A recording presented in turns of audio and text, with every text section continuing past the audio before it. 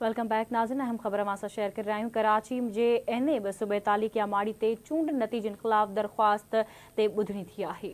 PTI जे आज़ाद उम्मीदवार दावा Khan Sabir MQM जे मुस्तफ़ा कमाल जी कामयाबी के चैलेंज कयो। इलेक्शन ट्रिब्यूनल मुस्तफ़ा कमाल के 29 मई ताईं जवाब दाख़िल करण लाइ नोटिस जारी करे छॾियो।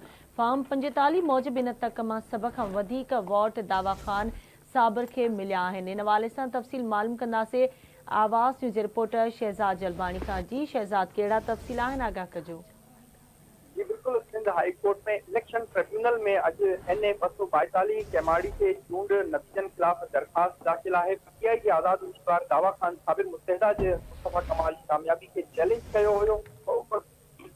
साबिर जो दावा ख़ान साबिर जो वकील असलम भुट्टा जो चवणु हुयो त मुस्तफ़ा कमाल तरफ़ां को बि वकील या नुमाइंदो पेश न थियो आहे, जॾहिं त ट्रिब्यूनल जवाब दाख़िल करण लाइ 29 मई ताईं मोहलत ॾेई छॾी आहे। वकील असलम भुट्टा जो चवणु आहे त फॉर्म 45 मूजिब हिन तक मां सभ खां वधीक वोट दावा ख़ान साबिर खे मिलिया हुया।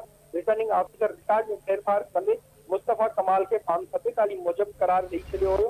पोइ हुनजी जेका मुस्तफ़ा कमाल जी कामयाबी ख़िलाफ़ इहा दरख़्वास्त दाख़िल कई वई आहे। अदालत 29 मई ताईं मोहलत ॾेई छॾी आहे। जी ठीक है शहजाद, तव्हांजी महिरबानी अपडेट करण जे लाइ।